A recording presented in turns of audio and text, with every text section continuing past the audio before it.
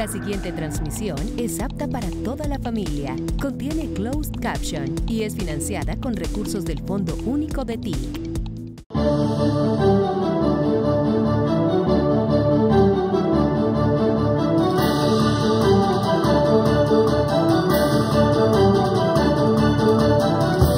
La fecha obviamente ya nos da para una evaluación. Siempre las críticas y las cifras serán verificables. En una democracia siempre tiene que ser así. Pero tenemos unos resultados ya casi al finalizar el año que merecen tener una relevancia, una mirada de la opinión pública y por tanto de su evaluación. Desde el principio de este gobierno trazamos una estrategia. Dijimos en aquel entonces que el principal rival de la estabilidad y de la tranquilidad ciudadana en este país, en nuestra Colombia, venía y provenía de las economías ilícitas. Economías ilícitas como la cocaína, como la marihuana, que fue propuesta de este gobierno legalizar y aún el Congreso de Colombia la ha dejado como materia que hace generar muerte, violencia, delincuencia sobre ella. Así esta se use legalmente en Wall Street, en la capital de Nueva York prácticamente, en el capitalismo central del mundo. El oro ilícito, la extorsión y otro tipo de actividades que constituyen lo que llamamos la economía ilícita y que es el principal motor hoy en Colombia de la delincuencia, de la criminalidad, de la muerte, de la masacre.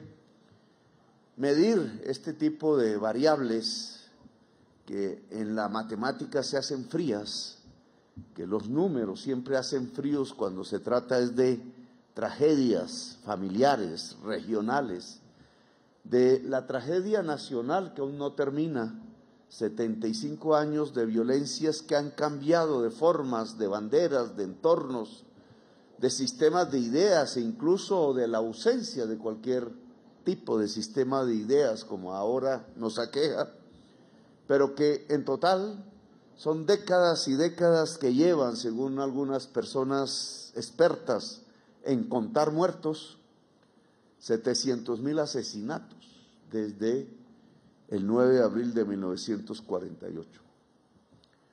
700,000 que multiplicados por los hijos que hubieran podido tener, por las generaciones que se hubieran podido desarrollar desde aquel entonces, no se sabe cuántos inventores, cuántos matemáticos, cuántas poetas, cuántos poetas, cuánta riqueza en general ha perdido la sociedad colombiana, no solo en quienes se fueron o no pudieron ser, sino en quienes quedaron, porque en quienes quedaron se suman los dolores, se suman psicológicamente como cargas, aún inconscientes, los rasgos, las huellas, los rasguños de la violencia. Cada uno de nosotros, cada una de ustedes, cada uno de los y de las ciudadanas colombianas, incluso cada uno de nuestros niños, niñas, tienen esa marca que por generaciones incluso heredamos y de las cuales nos tenemos que liberar si queremos ser una sociedad grande entre los pueblos del mundo. Liberarse es sinónimo de la palabra emancipar. Emanciparse del dolor es una forma de emanciparse de las cadenas, emanciparse de la venganza que nos aqueja una y otra vez, construyendo los sentimientos del odio, las energías oscuras, yo lo llamo, señor obispo, energías que no nos dejan desarrollar, que nos mantienen en cierta forma esclavos de nosotros mismos, esclavos de nuestra historia, ese tipo de energía que no deja que Colombia crezca, tal como pudiera crecer dada su diversidad natural, su diversidad humana, nace de nuestra propia violencia. Emanciparnos de la venganza es una forma de libertad. Emanciparnos de odio es una forma de libertad. Sin emanciparnos ni del odio ni de la venganza podremos ser libres. Y Bolívar, como lo he dicho aquí, cabalgó con su bandera, desplegó el ejército libertador, lo construyó de la sangre y del barro del pueblo, de nadie más. Lo hizo triunfar como un ejército multinacional en los Andes y en el Caribe, y nos entregó estas repúblicas que debieron seguir unidas. La pequeñez lo dificultó y lo impidió. Qué grande sería la Gran Colombia si hoy existiera. Pero no fue así, esa es la historia, y caímos olvidando el mensaje de Bolívar en las guerras entre nosotros mismos. Prácticamente muerto el libertador en Santa Marta, nos dedicamos a matarnos entre nosotros. No ha frenado nunca ese tipo de actividad autodestructiva, ese que yo llamo el suicidio del sueño bolivariano, el suicidio de nuestra propia nacionalidad, de nuestra sangre, y completamos ya los siglos, los 2 siglos largos, de impedirnos a nosotros mismos construir una nación grande, poderosa y democrática. Una república en donde lo público es sagrado y donde la voz del pueblo es voz sagrada para lo terrenal. Estos datos que menciono son apenas una coyuntura. Al principio de este gobierno dijimos, dado que en las economías ilícitas en Colombia tenemos nuestro principal obstáculo y nos hace cada vez más crecer una serie de delitos como la extorsión, que crece en este año que pasa, o disminuir gracias a la acción pública, a la acción de la fuerza pública, otro tipo de delitos, quizás los más graves. Es difícil hacer una escala de delitos del más grave al menos grave, pero indudablemente los delitos contra la vida, contra estas ganas de vivir que tiene la gente en Colombia es quizás, en mi opinión, así lo califico yo, el peor delito de todos. El delito contra la vida, llámese homicidio, llámese masacres cuando se hacen en colectivo, y que si miramos los datos, pues hay que decir, sin caer en falsos optimismos, sino más bien en despegar la esperanza. Esperanza es diferente a optimismo. Optimismo es un estado coyuntural que incluso nos deja quietos en la silla o en la cama. Esperanza es un sentimiento, es una forma de existir que no nos lleva a quedarnos quietos en la silla o acostados en la cama o debajo de la cama en algunas regiones, sino que nos lleva a actuar, nos lleva a la acción colectiva, que es la única manera de superar nuestros problemas. La esperanza nace de la desesperanza, dice el filósofo, pero la esperanza es lo que nos mueve a cambiar y a transformar las cosas. Y a Colombia indudablemente hay que transformarla. Es la razón por la cual estoy aquí hablando ante ustedes, es la razón por la cual se votó por mí, no por otra razón, y transformar a Colombia ha sido mi empeño. Por eso dijimos que no me interesaba, no me midan por ahí quemar ranchos de campesinos. No me interesa fumigarlos con venenos que se vuelven venenos del agua y por tanto venenos para todos nosotros, incluso los que vivimos en esta ciudad. No me interesa la violencia sobre el humilde. Como personas humanas, más bien deberíamos pedirles perdón por su condición de carencia de necesidades básicas que cualquier Estado, como ordena la Constitución nuestra, debería haber solventado hace mucho tiempo.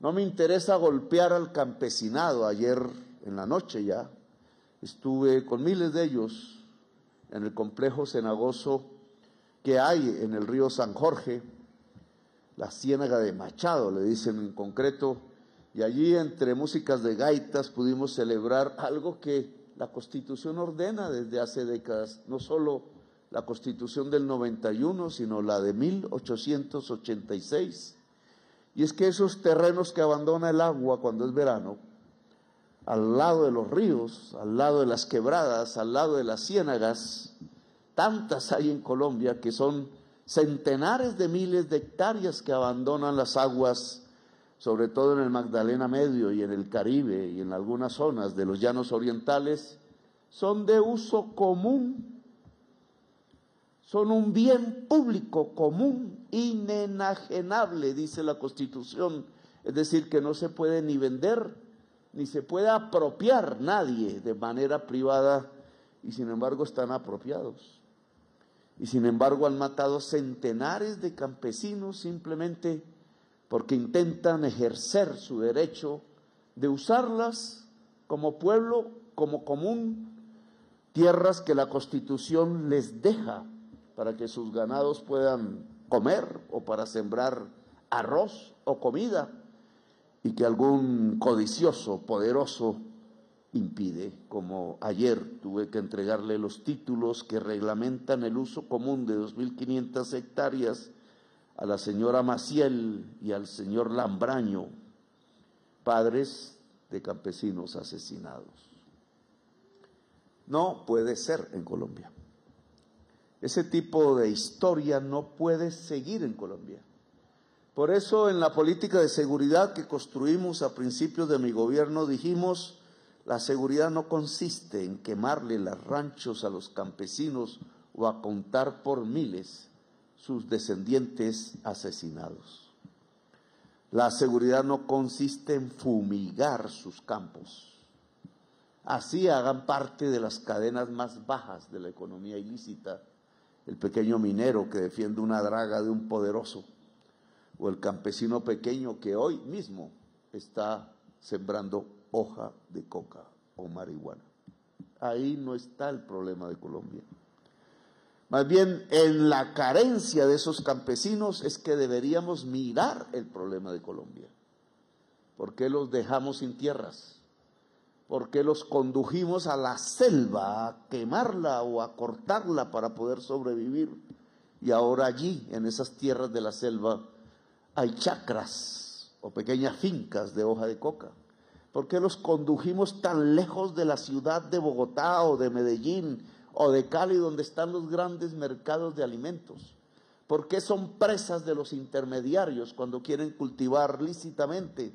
¿O por qué se tienen que entregar prácticamente como esclavos a las cadenas internacionales del narcotráfico? Porque cada vez más son internacionales y menos colombianas, al punto que los grupos armados que pululan por esos lugares ya no son grupos armados nacionales, sino a órdenes de extranjeros, quebrando incluso el principio de la soberanía nacional. Dijimos en ese entonces, cambiemos la estrategia y vayamos hacia donde se acumula el dinero ilícito, el capital, no hacia el ser humilde, sino al fruto de la codicia misma. Capturemos el narcotraficante, el capo de capos, capi di capi, dicen los italianos. Capturemos el lavador de dólares por miles de millones que transa en los mercados mundiales, en la banca internacional, subrepticiamente. Para ello hay que estudiar matemáticas, para ello hay que aplicar la inteligencia. La inteligencia policial o militar no tiene que ver con el campesino y su manera de pensar. La inteligencia tiene que ver con descubrir por dónde se mueven las grandes fortunas que se amasan con las economías ilícitas en nuestro territorio y mata a colombianos. Dijimos, vamos por los grandes contrabandistas que se han tomado el Estado Hay amigos del contrabando en el Congreso de la República. Se visten de senadores. Hay amigos del contrabando en el Poder Ejecutivo. Se visten de funcionarios de las aduanas y de la DIAN. Hay amigos del contrabando en la fuerza pública. Se visten de uniforme. Ya varios han sido capturados. El contrabando es la otra cara del narcotráfico porque lava sus dineros. El contrabando acaba la economía nacional porque quiebra a la señora que hace blue jeans y que va al madrugón en San Victorino vendiendo ropa china o ropa de Corea. El contrabando corrompe tanto como el contrabandista como el narcotraficante. Son la misma persona.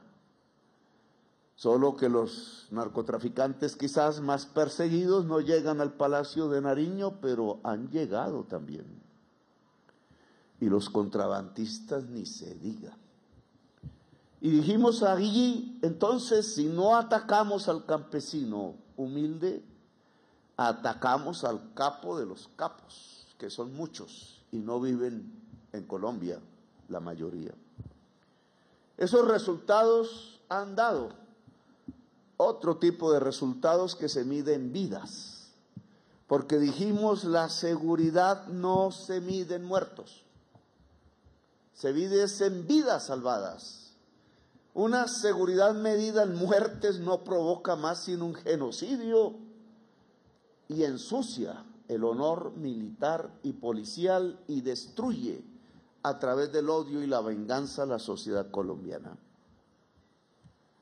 Medir la seguridad en muertos es acrecentar la inseguridad. Y ustedes hoy lo pueden analizar en los números. Solo una mirada ajena al sectarismo político, solo una mirada relativamente transparente diría qué ha pasado en los últimos 8 años, desde el 2016, cuando se firmó el acuerdo entre Santos y las FARC. ¿Fue malo? ¿Fue bueno? ¿Qué pasó? Pero no tanto como en una apreciación de ideas, de sistema de ideas, de ideologías, sino mirando los números. A ver qué nos dicen los números. Y los números, de acuerdo incluso a lo que ha publicado, creo que el periódico El Tiempo hoy, muestran desde el año 2016 una tasa de caída del homicidio en Colombia y por tanto de la tasa de homicidios hasta el año 2021. Y después se dispara hacia arriba.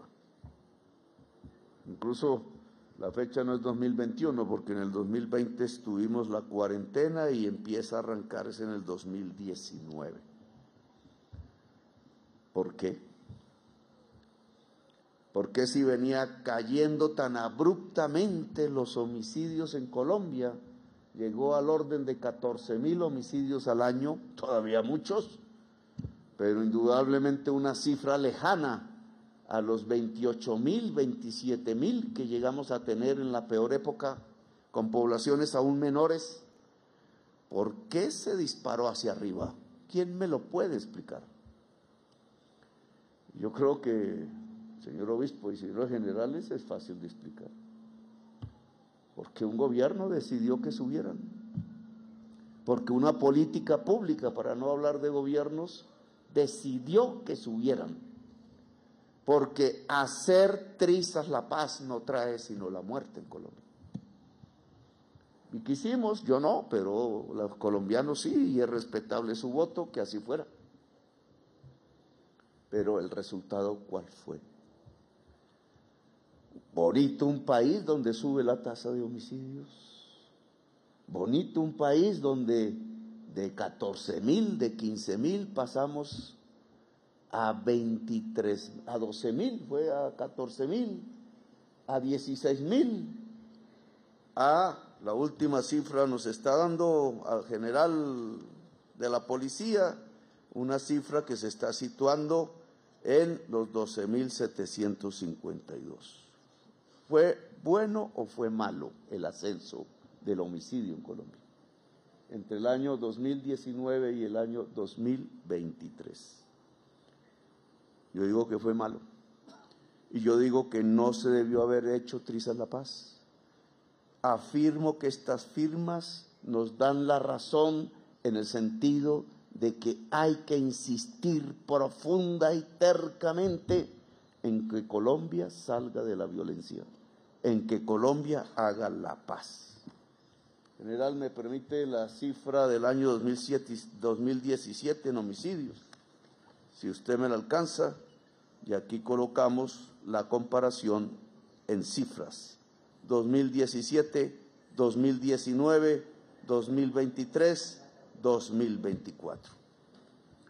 Hoy podemos decir, no con orgullo, pero sí con algo de esperanza, que en el gobierno del cambio la cifra de homicidios ha descendido levemente.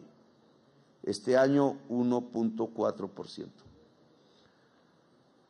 Falso optimismo sería alegrarme, porque se ha colocado en 12.752 homicidios. Todavía falta la semana más dura, porque en Colombia es tradición que la semana navideña y fin de año se convierten en los días más violentos del año, como si festejar fuera el anticipo de la violencia, lamentablemente. Pero el año 2023 tuvo una cifra de 12.958, 200 personas menos.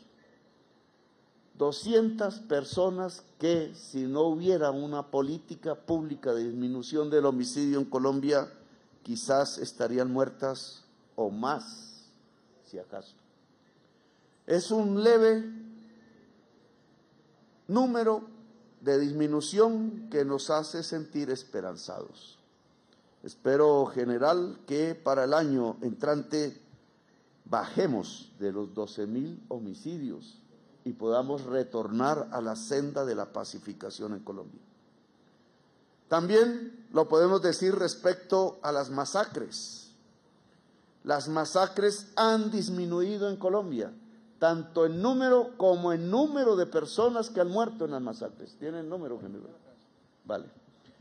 Esa caída de las masacres es pequeña aún.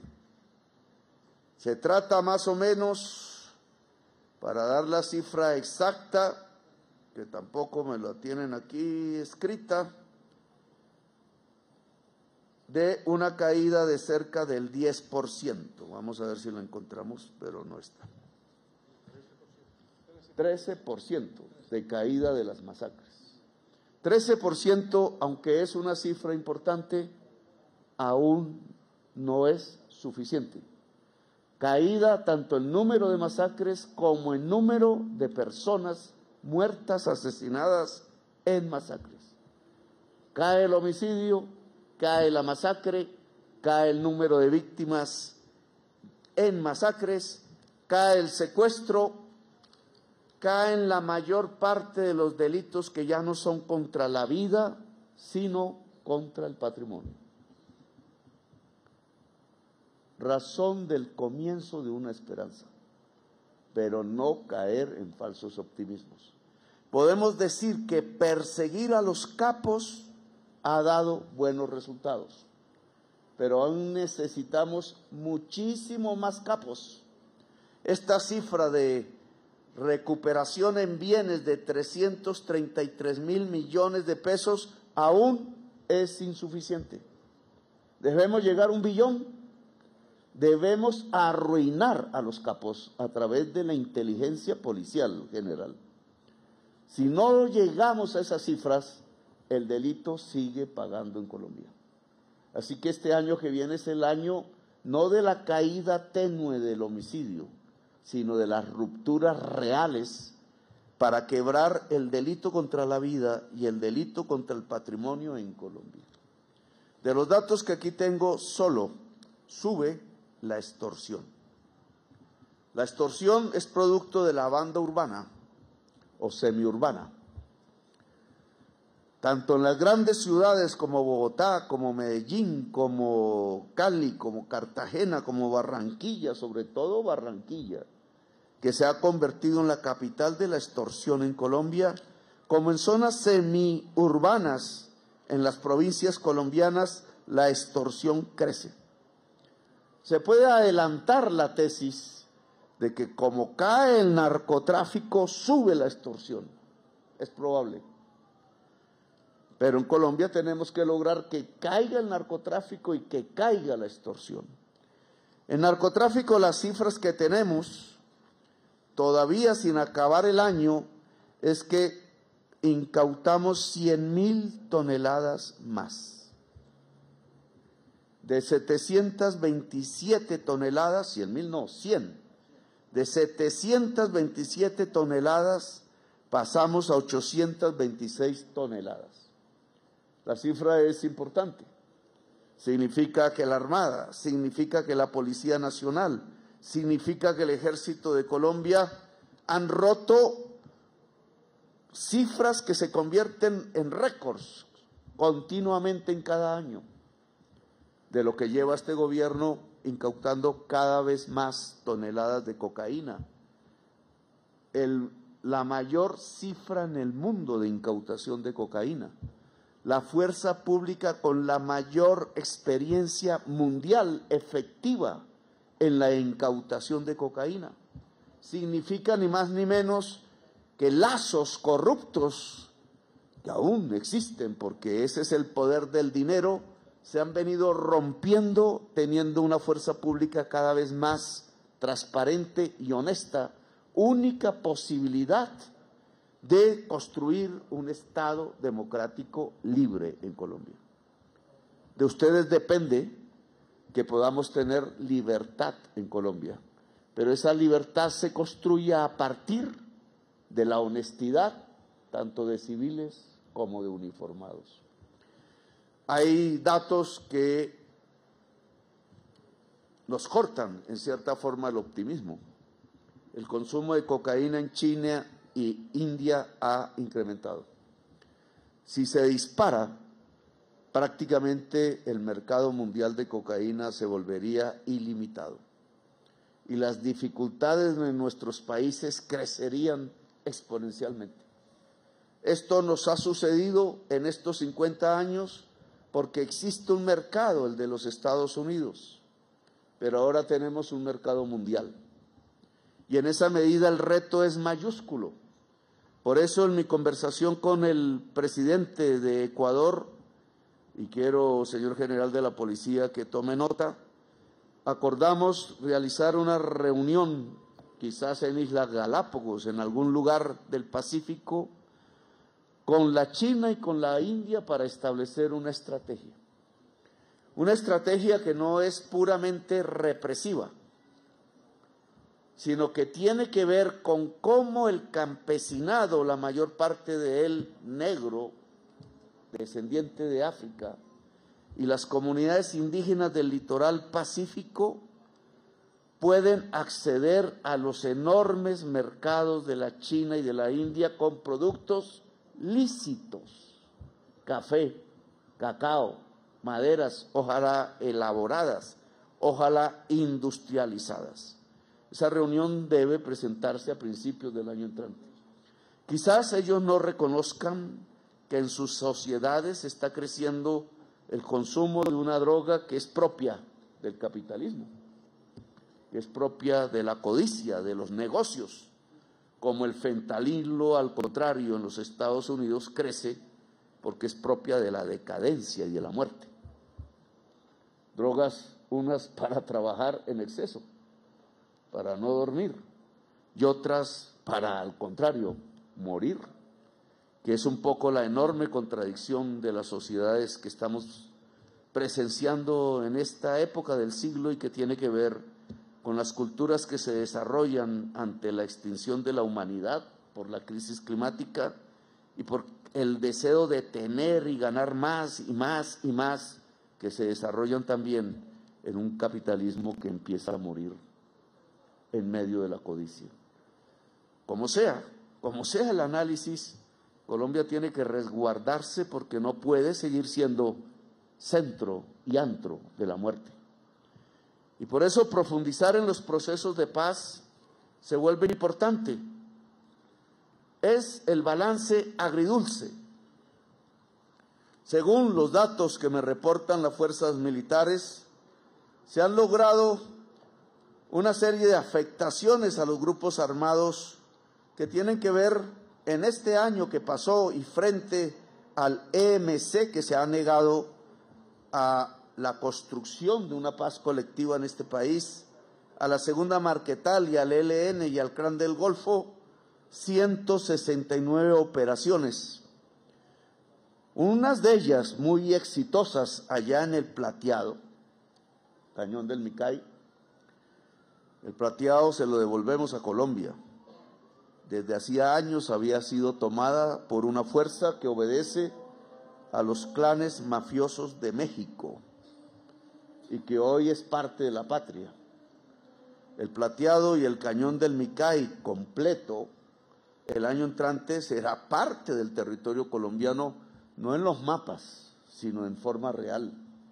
Como todo el Pacífico tiene que ser recuperado, no en los mapas, porque ahí está, sino en forma real, para que sea el pueblo de Colombia que allí habita el que tome las decisiones sobre su vida y no cualquier aparato armado al servicio de carteles croatas, europeos o carteles mexicanos.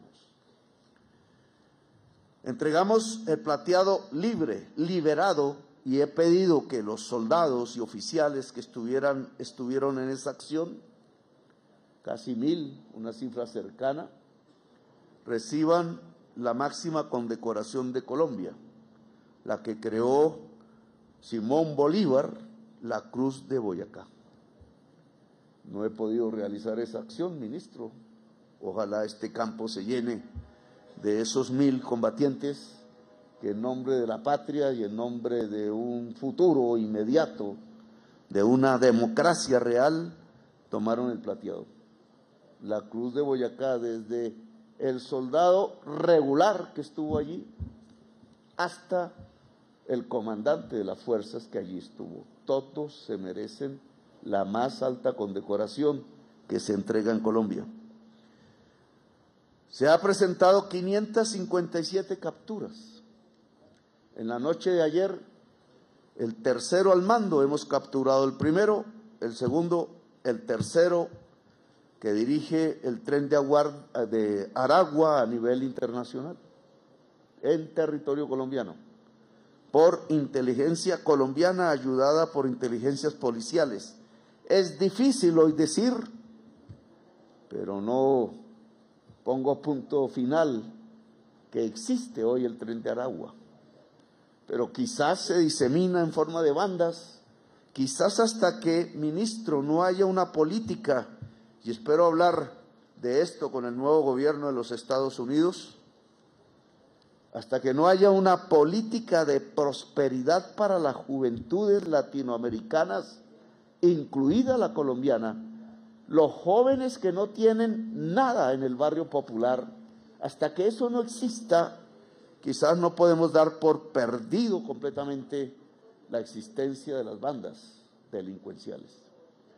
Se acabará la última banda delincuencial en Colombia hasta que el último joven en Colombia o en cualquier parte de América Latina no pueda entrar a una universidad. Así que si los Estados Unidos quieren frenar la migración de jóvenes, no solo jóvenes, si los Estados Unidos quieren frenar la violencia en sus propias ciudades, tenemos que construir un programa común de prosperidad para las juventudes latinoamericanas en los países latinoamericanos. Se han capturado 119 capturas de cabecillas, se han decomisado y destruido 2.642 laboratorios, etcétera. Un balance que contra las bandas armadas que llamamos GAOs es positivo, pero que aún es agridulce en la medida en que siguen existiendo, en la medida en que siguen extorsionando, en la medida en que no ha sido posible su total desmantelamiento. Por tanto, el balance que tenemos es agridulce. Los números indican un descenso generalizado del delito en Colombia, pero leve.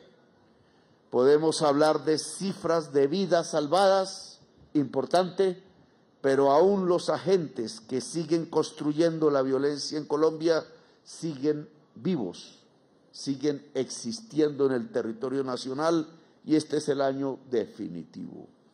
Este año que viene, o hay paz o hay destrucción de organizaciones armadas, totales, en medio de una política de inclusión del territorio, en medio de una política en donde se cierren brechas en el territorio, en medio de una política en donde el campesino tenga, por ayuda del Estado, con qué sembrar, en donde el hijo y la hija del campesino puedan entrar a una universidad.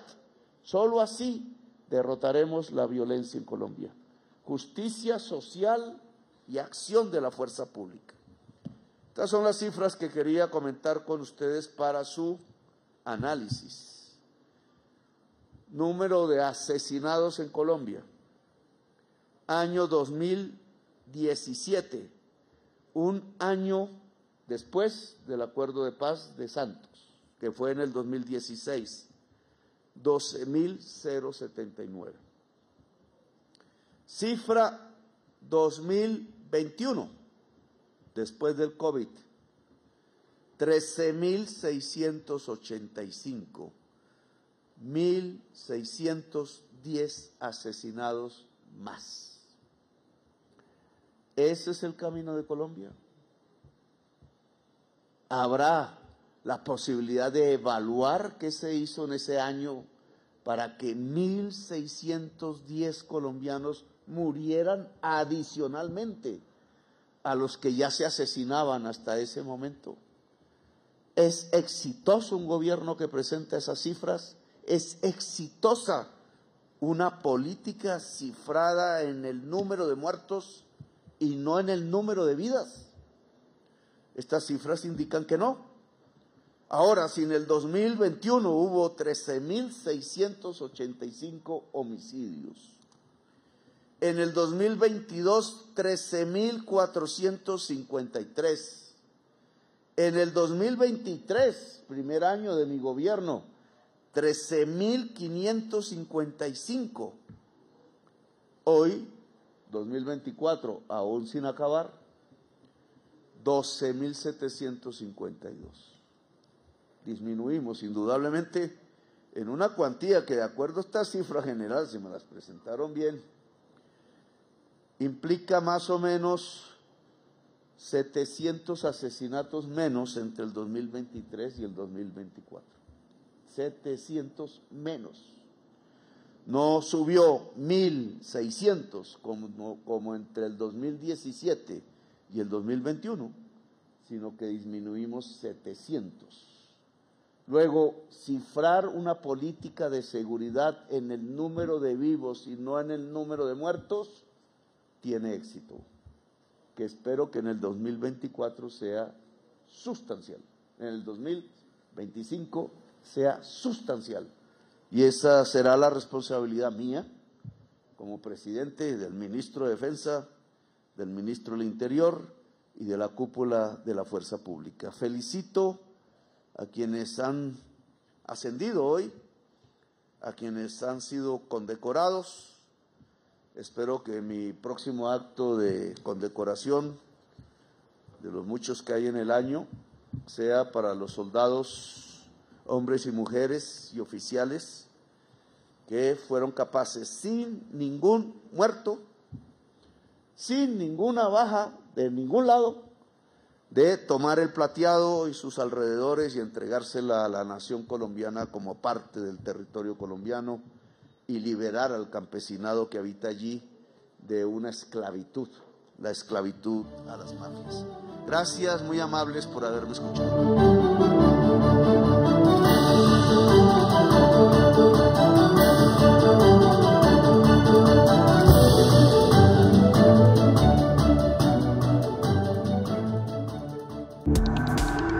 Este contenido fue financiado con recursos del Fondo Único de TIC.